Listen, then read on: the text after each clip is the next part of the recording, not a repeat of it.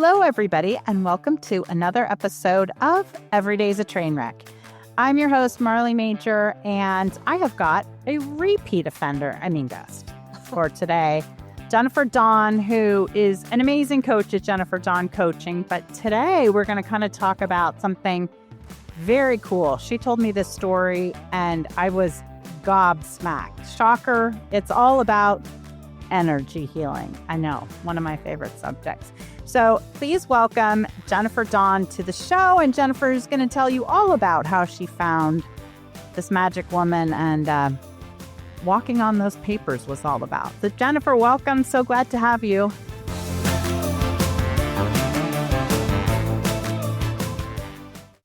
Thank you, Marley. I'm so happy to be a repeat offender or guest. Yes, I think that's fantastic. Don't you think it sounds much more fun if it says offender instead of everybody can be a guest, but no question. I think it's a lot more fun. It really is. And I love that we are continuing this conversation on your show because it really was such a fun conversation that we got into. And I honestly, sometimes when you're in it, you don't realize how interesting or wow, this is really crazy. This stuff that is just happening that gets thrown in front of you. So I would love to dive into the papers. Love to dive into the papers. It's like the Watergate papers. So you and I were chatting and we got in this whole thing. I mean, I think we both agree that when, as entrepreneurs or just as people, we have stuff that's blocking our way. A lot of it is in our own head, not necessarily because it shouldn't be, and not necessarily because we haven't tried to get rid of it. But as long as it's still in there, it holds you back to a certain extent. And I don't even know exactly how we got in this conversation, but you were saying how you interviewed this woman for your podcast. Now, plug your podcast. Tell everybody what the name of your podcast is. Yep, absolutely. So it's Happy Productive Podcast with Jennifer Dawn. And I had this amazing guest on. Her name was Donna. And Donna is an energy clearer. And I'm not even sure, it's interesting, I'm not even sure how she got on the show because people pitch us to be on the show and my guy, approves them and things. And so she wasn't somebody we had reached out to. So they must have pitched us to be on the show. And yeah, so that's it. So she was a guest on my show and we're going through the interview and we're talking about this whole concept of, energy work and how business owners need to clear. And it was just so fascinating listening to her talk about all of this. And so after the show, I was like, you know what, I need to work with you, which doesn't happen that often. I mean, obviously, if we can't work with all of our guests. And so the fact that I was so intrigued to work with her, but the one thing specifically she was talking about was clearing the family lines. And she called it, it was like family constellation healing or something like that. It had to do with the family lines. And I have a very unusual family line in that I had never met my biological father. And so when she started talking about this and I have a bio father I've never met, I have a father who raised me who was abusive and toxic in many ways. I have a mother who is very toxic as well. And so when she started talking about clearing the family lines, I'm like, where do I sign up? Where's the Clorox? Yeah, exactly. And even though in my work today, I often, I'm like, I don't feel like it really comes up a lot, but there was just something that called to me. And I think it's important that when we feel that calling, that we heed it. We follow it wherever it needs to go, right? Absolutely. Well, if you want to get anything done anyway, you should heed it. I mean, we've got to listen to our inner voice. So you guys were talking about this on the podcast and then you said, okay, listen, I'm going to sign up and I want to dig deeper. And so how does it start? Because I mean, you're like, oh, okay. With somebody like that, do you start telling them what your issue is? Do they tell you is it like a tarot reader? Do they start telling you, oh, you have these issues? And you're like, yes, she's right. Or do they say what brings you to my couch today? Yeah, such a great question because I didn't know either. And so I signed up for 90 days and we would do 2 sessions. And the way she explained it was that once you do a session, there's a time frame around that session where things kind of start to settle in. And so it's not something that you want to do hey, let's do a different person every day for a week sort of a thing. Oh, God. Yeah. Yeah. Okay. Yeah. And if any of you have worked with energy healers, they all kind of have their own way of doing the work. And Right. anybody who's listening who's like, oh, that's crazy. Like, it really isn't crazy when you understand that, everything is energy. And so you would go to a doctor for, things. So why not go and work with an energy healer? And I hadn't worked with one in a while, and because I've been pretty good. And so this was really a fun thing for me to just really focus on the family stuff. And so the way that she explained it to me was she actually said somebody is going to come through, and she would not tell me who that person was. And they could be living or past. It didn't matter, but she said somebody's going to come through. And what she had me do was take pieces of paper, and we would write, number 1, number 2 on the papers. And I was one of the people, and whoever was coming through was the other person. So you're always number 1? No, not always. Oh. So you didn't know who was going to be you. You didn't know who the person was that wanted to come through to work on the clearing.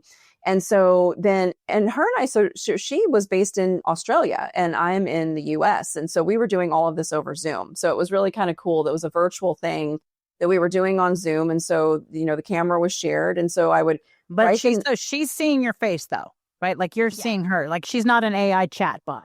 No. Real human being doing this work actively together. And because the time zones were so different. So it was late at night for me. Well, for me, 8:00, I go to bed early, but for me, that's midnight for me. Yeah. I know, we started at like 8 and that was 8 a.m. her time. So we would just have a quick, moment to kind of clear everything. And then she's like, all right, grab 2 sheets of paper, write a 1, write a 2. And then she would have me just intuitively place them on the floor. And before we got started, we identified, so at my desk, my window is in front of me. And so we kind of identified the window as the light and the way that we want everybody to be facing. And when you look at the lines of the family, people will have different roles. So you have masculine on the right, you have feminine on the left. So if you think about a married couple, you would have, the husband on the right, the woman on the left.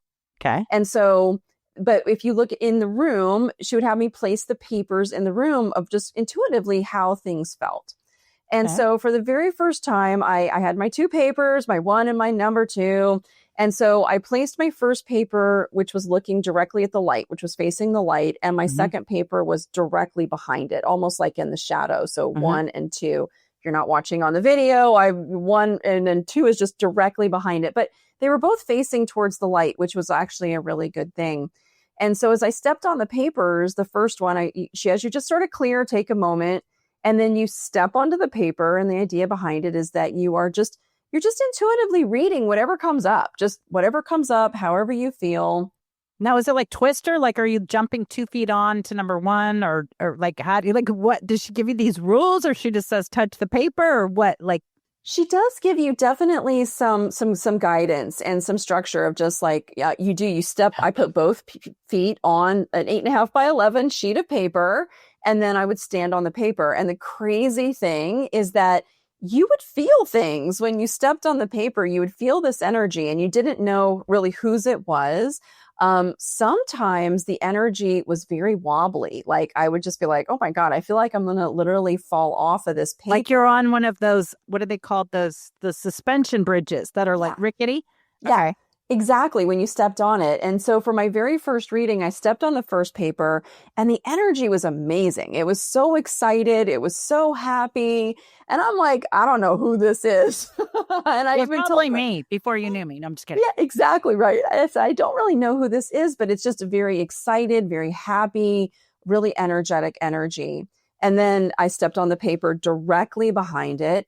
And this energy was a little bit sadder, a little bit darker, a little feeling like, kind of hidden. And I'm like, okay. And so as I'm on the papers and I'm just feeling, whatever's coming up, and she'll ask some questions, and then you just kind of answer the questions. And then once you get off of both sets of paper, we sort of clear it out and we sit down. And what she does is she kind of reads it back, which is really good because that's always amazing, because even though you just said something, when somebody reads it back, isn't it weird? You're like, who said, like, that is so strange. Yeah. Yeah. And I don't remember. I'm just like, here's what came through me. And then I'm just not connected to it. And so she starts reading it back to me, but then she also says who it was. Right. And it was funny because on the first paper, I was like, this feels like it would be my energy, but I know it's not. I don't know how I knew. I know it's not. And so she tells me the first paper is your biological father. And this is a person that I have never met, have never known. And the only thing that I knew was that, some stories from my mother who wasn't entirely trustworthy. And she said, she had tried to find him. I didn't find out that I had a different biological father until I was actually 21 years old. So, oh no. Yeah, I never knew my whole life. It was like apparently this family secret, and somebody said something, and one of my sisters heard. And she was like, wait, Jennifer doesn't have the same bio father as us. And she basically just told my parents, like, either you're going to tell her or I'm going to tell her, like forced them to tell me, which thank goodness she did. And so they did. So they ended up telling me, hey, you have a different biological father. But I was 21. And by then I'd been raised, with these parents, and I didn't know any different. You were cuckoo for Cocoa Puffs at this point, right? But it explained a lot. And I was like, this makes actually more sense that I'm biologically different than this family I've been raised in. It made a lot of sense to me. And over the years, my mother had said, I'll try to find him. And she never did. I don't think she ever really tried. So to have him come through on the first reading, it's like, okay, this makes a lot of sense. And so I found out I had a different bio father when I was 21 and had gone through a couple marriages and a couple of divorces and have always kind of struggled in that intimate relationship space, which makes a lot of sense because the father who raised me was sexually abusive. Mother was very toxic, all this kind of garbage going on. And I'd done a lot of healing work. I went through 4 years of trauma therapy. I've really worked on this space in my life. And so my current husband, who I'm married to, when him and I first met each other, I mean, in like the first few weeks that we were together, when he found out that I didn't know my biological father, he said, that's not right. And let's find him. And I'm like, okay, I've tried. I haven't had any luck. But knock yourself out. Well, he is knock yourself out, buddy. He is the sweetheart. I can see him going down that path. Okay, keep going. Yep. So it's a Sunday evening. We're sitting in North Carolina at our kitchen table, and he just starts Googling my father's name and making phone calls. And on the third phone call, he gets my bio father on the phone. I am like, this is not happening. You're like, I know I checked Google before you did, Doug. Yes, exactly. And he's having this conversation. And so I'm sitting at the table across from him. I can hear him talking to my biological father. And he's asking him, like, do you want to talk with her? Would you like to, meet your daughter?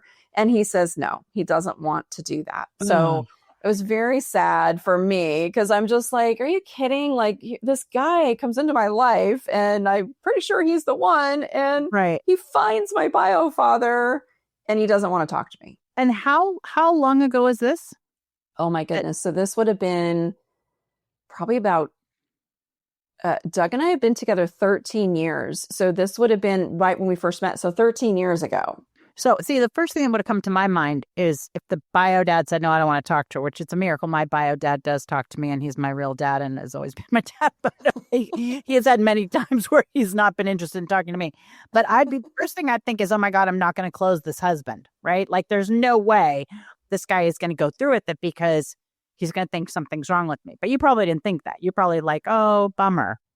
Yeah, it was a bummer for sure. And, I've spent my entire life not knowing, that I even had a different dad. And then, I found out at 21 and here I am. At that time, I was 40. So, oh, wow. Yeah. A lot of years had passed. And so I kind of come to terms with the fact that I maybe was never going to meet this person. Right. But it even surprised me a little bit because it definitely hurt. It's like you finally get a chance to maybe meet me and you don't want to do that. So I kind of like closed that chapter. We ended up the following year, we moved to New York, but Doug was not giving up. And so we moved to New York and he wrote a letter and he was just like, I can't leave this alone. And so he wrote him a letter and just said, I really think you need to know your daughter and she's this and that and the other. And, she's a good person. You want to know her. And everybody wants to know Jennifer Dawn. Yeah. Keep going. Thank you. And when we didn't really hear anything back, and it was probably maybe a year later that I did receive a letter back, but I received it back from his wife. His wife's name was Penny. And so Penny sent me a letter and she just said, he doesn't want me writing to you, but I'm doing it anyway because it was Father's Day. And she's like, I think you might want to know some things about your father. And so told me how he'd been to Vietnam. They married, I don't know how many years before that. They had 2 children, which means that I have a brother and a sister. I have a brother and sister out there, and just told me all these really nice things. And so when I read the letter, though, it was nice to get, but I was angry. I was just like angry that even after all of this, he still didn't want to get to know me. And at that point, I was just like, it's not my job. I'm the child. It's not my job to convince my father that he needs to get to know me. And what an F-tard. I'm sorry. Like, yeah, and I mean, that's not a nice thing to say, but did the wife, when she's writing to, say anything of why he didn't want to? Like, I mean, like he was like hit by Agent Orange and he's messed up. That's why, or like, what was his reason? The reason was that he had agreed to be out of my life and he was going to honor that agreement, which in my world is baloney, but whatever. Okay, fine. And, and she also did say in the letter that my mother had done a number on him, and that, Marley, I believed. Oh, yeah. Yeah. So you're like, now we're speaking my language. Okay. So exactly. So that I do understand, that like to not want to be involved with anything with her, that made a lot of sense to me. But even then I was like, I don't know. I didn't write back. I appreciated the letter, but I didn't write back. And then 7, 8 years, many years passed. Now I'm doing this energy work. I'm like inspired. I'm like, I'm going to write back. I'm going to write back to this letter, right? That came to me so many years ago, but now feeling it's this craziest thing. But when I stepped on the paper and then I learned that was my father's energy, it was such great, light, beautiful energy.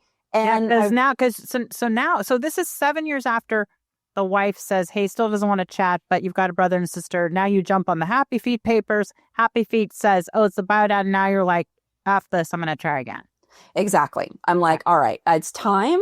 I'm going to reach out. I'm going to try one more time. Why not? Right. Mm-hmm. So as I've got the letter and I jump on the internet and I'm like, is the email still the same? Like, I don't know. So I jump on the internet and I start researching.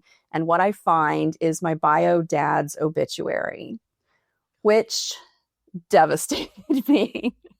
That's like a mic drop moment, except it's real. I know. Oh. And in the obituary, I'm like, because I had details from the letter that she had told me, when I read the obituary, those details matched. And so, I mean, there was no way that this was somebody else with the same name. Right. And then in the obituary, because it was online, there were actually some pictures, and I'd never seen even a picture of my bio dad. So I was able to like think of that.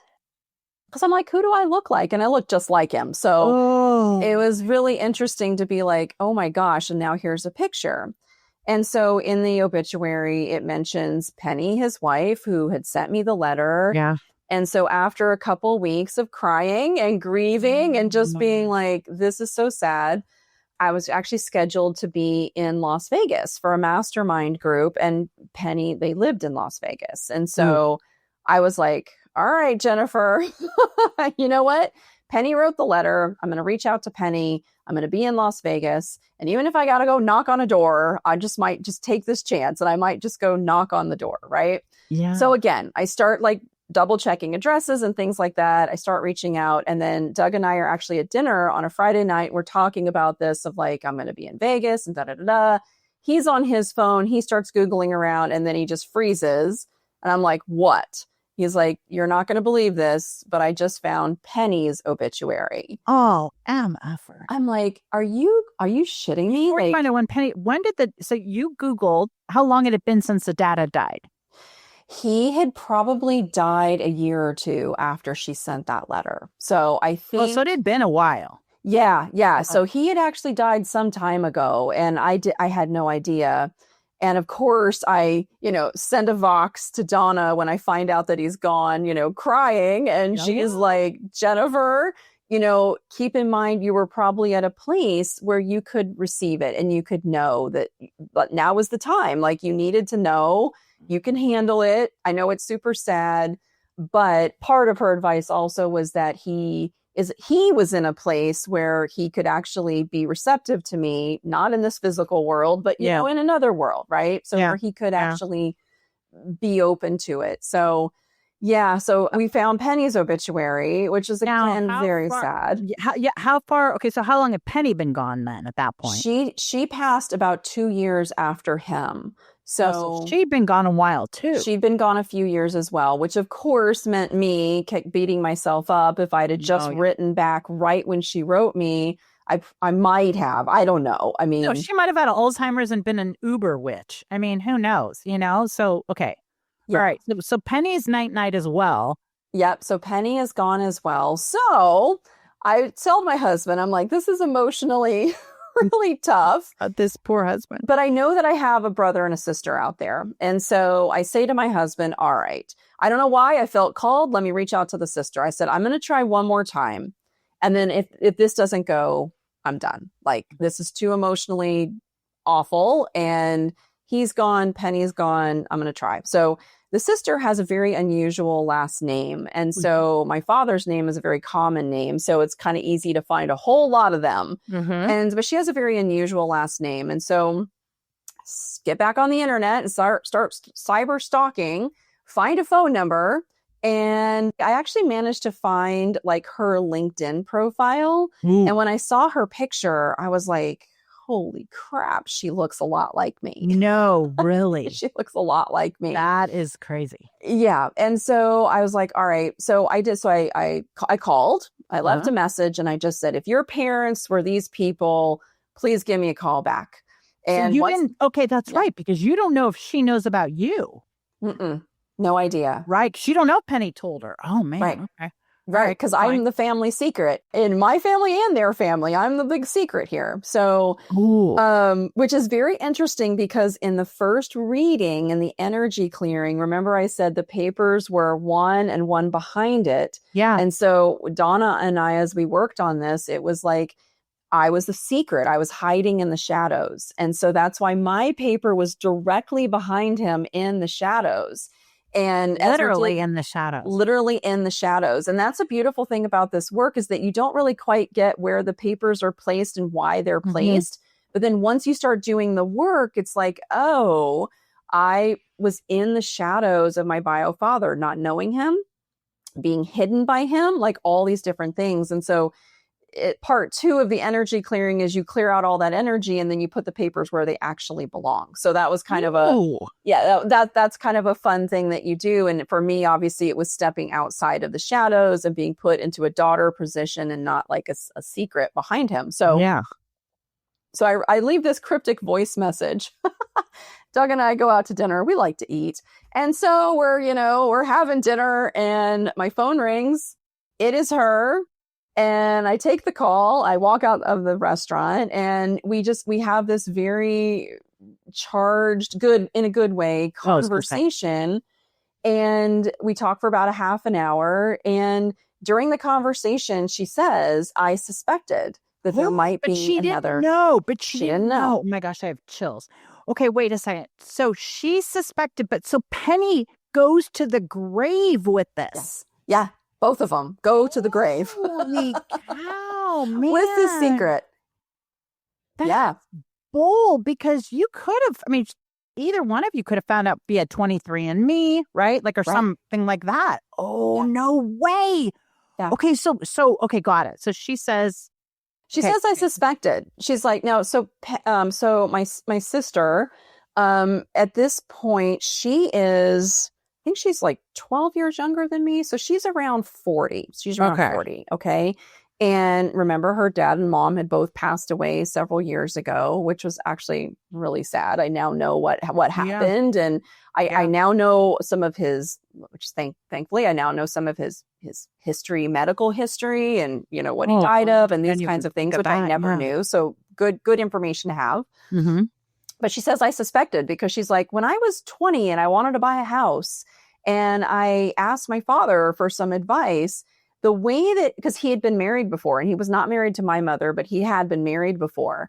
And she remembers asking him, oh, are there any other siblings I need to worry about? And the way he worded it was there were no other siblings as a result of that marriage, which was true. But for her, she's like, it was just weird the way he kind of worded it. And she's like, I didn't press him because if he didn't want to tell you something, he wasn't going to tell you.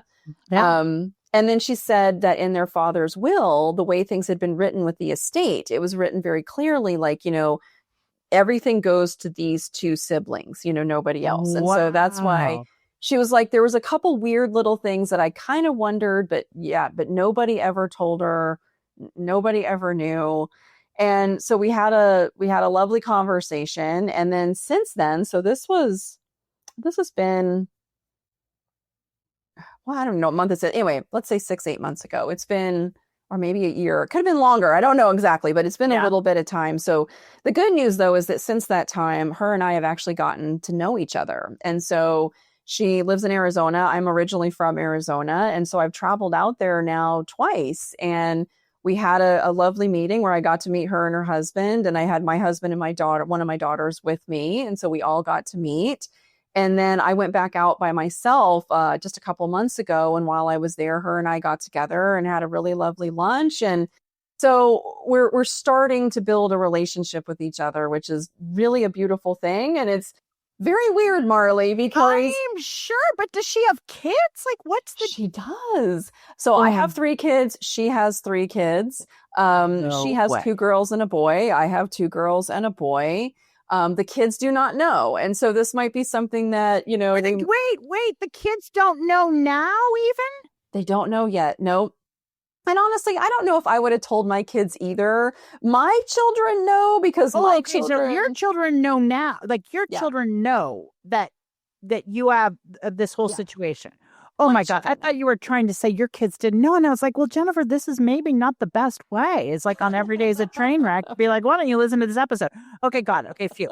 So my kids know. My kids grew up with this kind of dysfunction in my family. So they totally know. Yeah, but her kids do not. Yeah. Her kids do not know. Now, did she tell her husband right away, like when she had talked to you or no? Yeah, her husband actually came with her when we had the first meeting, which I mean, I would. My husband came with me too. You never know. There's a world full of crazies. And I'm sure everybody wants to be super careful, and I'm not obviously pressuring her in any way. I just love to have a relationship with her, and so we're kind of in that phase right now of just really getting to know each other. And the last time we met, we sat for 3 hours just talking. It was just so amazing. Yeah. And so she's like, all right, next time you're around, it's probably going to be time to introduce you to her children, which I'm like, great, no pressure, whenever, but we're just kind of like taking it easy and letting that relationship evolve. But it's a really beautiful thing because she's like, I wish I would have known because you could have been part of our lives. And had I known, but what did she say about what were the dad and Penny like? Like, did she say the dad was like a nice dad? Was he what did she say?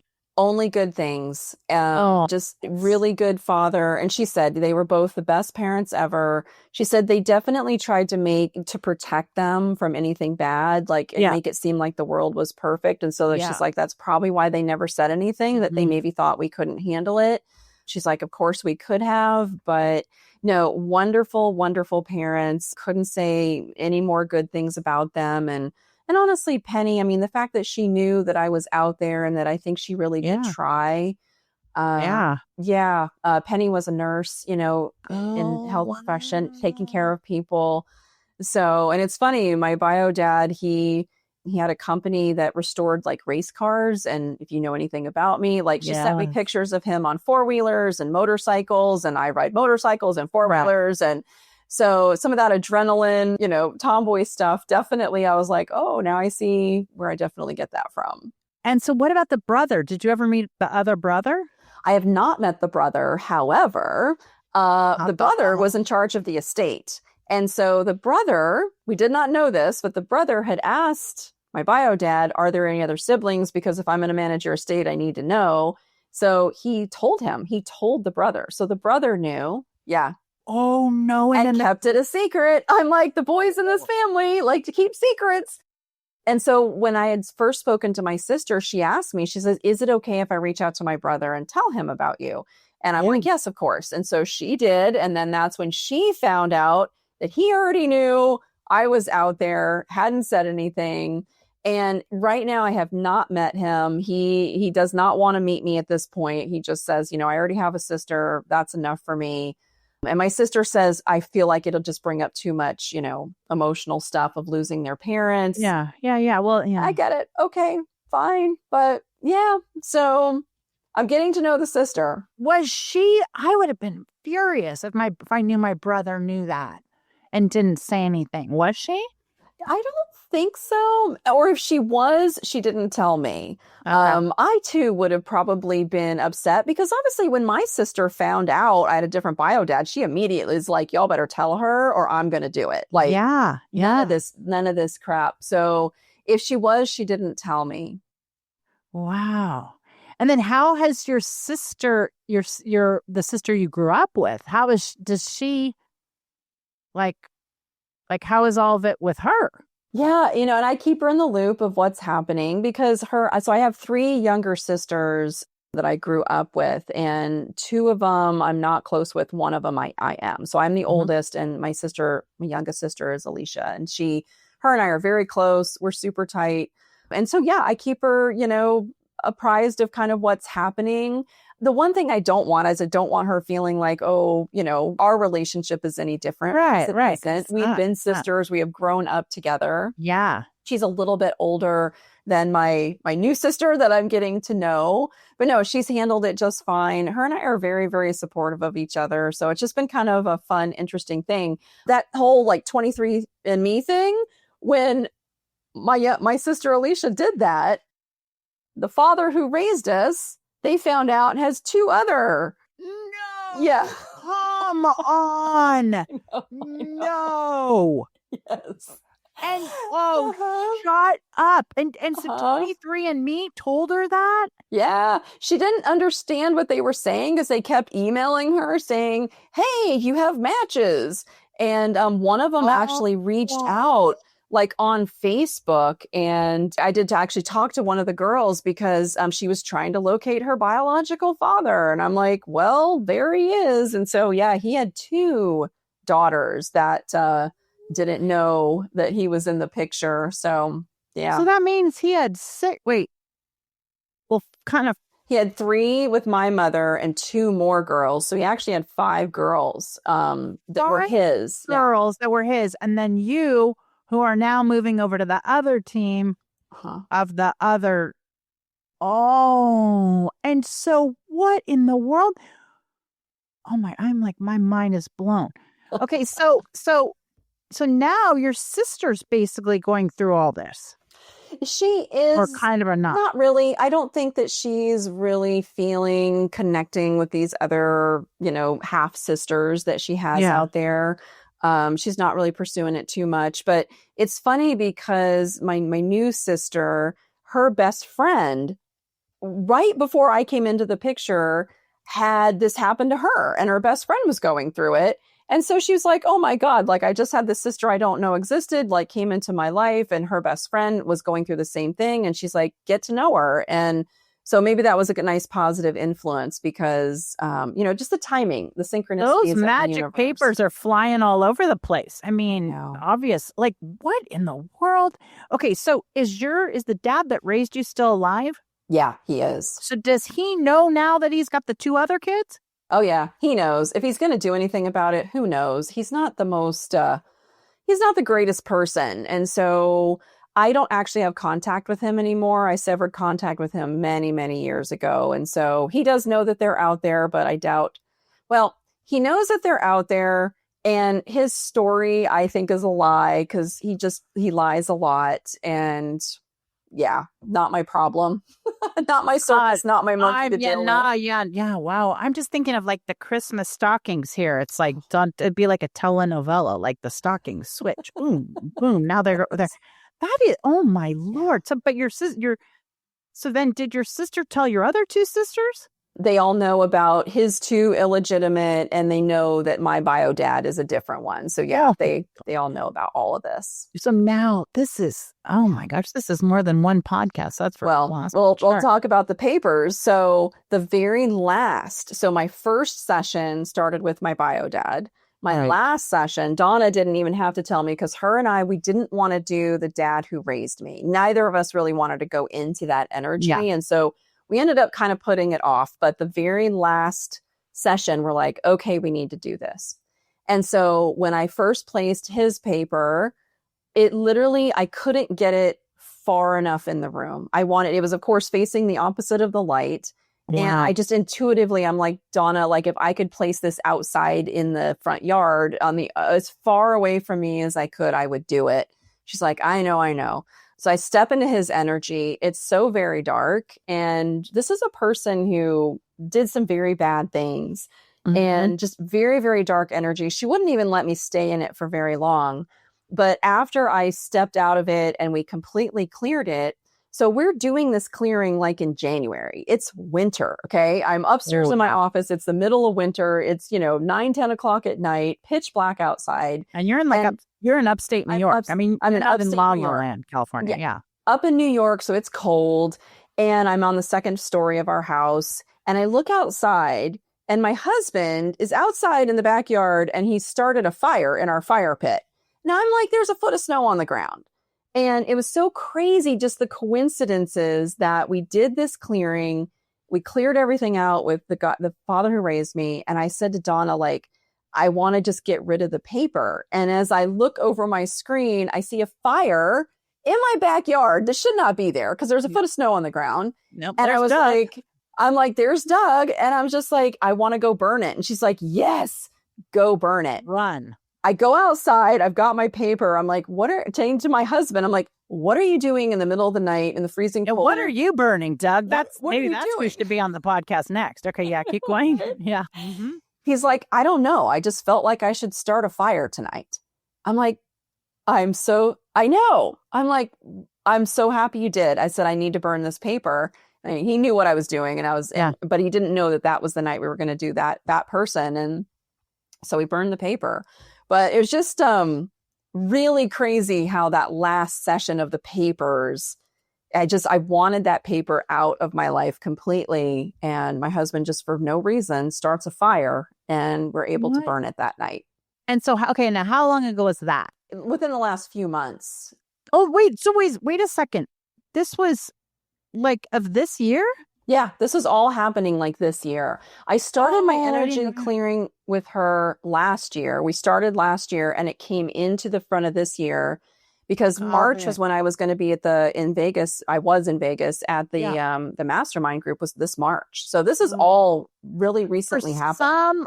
For some reason, maybe because I was so focused on when Penny died and the dad, I for some reason, and when you called them, for some reason, I thought this was so long ago. Okay, got it.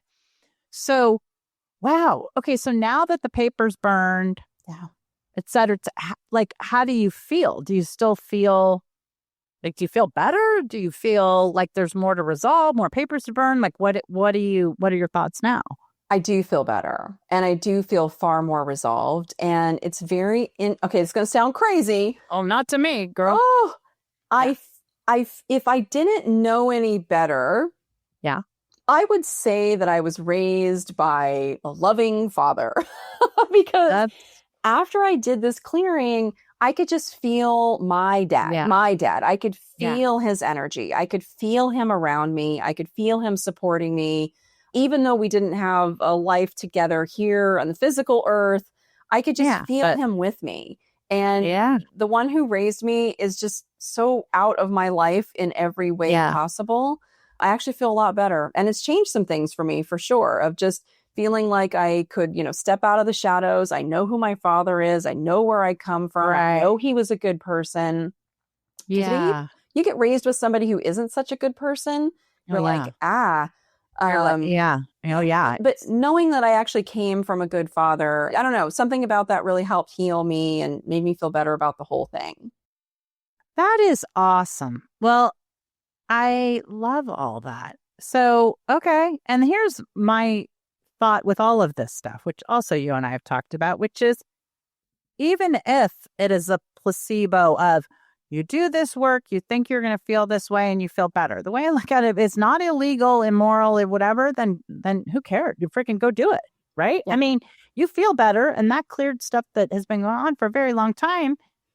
That's like amazing. Great. Thank you. Next. Yeah. So anybody wants to make a comment and says, well, I don't believe in it. Like, you don't have to believe in it because it fixed somebody. So That's right. And it's got, yeah. Wow. Heal your shit any way you heal it. Like, there's no wrong way at the end of the day. And we carry it, even if we don't realize. Oh, God. Realize, 100%. right? I was still carrying all this stuff. I didn't realize it. But, things come into your life and just pay attention. Follow that intuition. When you feel called to do something, do it. Don't worry so much about all the labels that people put on stuff. Right. Because this is probably some of the best work I've done on myself. And it just came in the form of clearing my energy around these family lines. And I love that. Heal your shit. That's the subtitle. There you go. All right. Heal your shit with Jennifer Dawn. Well, I think that's a great place to wrap it up until we pick it up again when 23andMe's, pinging somebody else with some news. So Jennifer, one more time, how can people find the podcast? How can they find you? Social media, whatever, however you would like to give people your info. How can they do that? Absolutely. You can check me out at jenniferdawncoaching.com. That's my website. There's links to everything there. Or you can visit me on my podcast, which is happyproductivepodcast.com. I love it. And subheading, clear your shit. Heal your shit. Any way that works, just heal it. Exactly. I love it. Okay, everybody. Well, I'm Marley Major, your host of Every Day's a Train Wreck. And this train had like a great wreck and a reboot. So I hope you will all join me next week. Thank you for listening. And you can find me on Instagram at The Prophet Goddess. Or please make sure you subscribe to the show, rate it 5 stars if you're so inclined. Leave a comment. We love that. And until next time, thank you, Jennifer. Appreciate your time. And go clear your stuff. Heal your stuff, clear your stuff. Clorox it, baby. Okay. Thanks, Jennifer. Bye. Bye.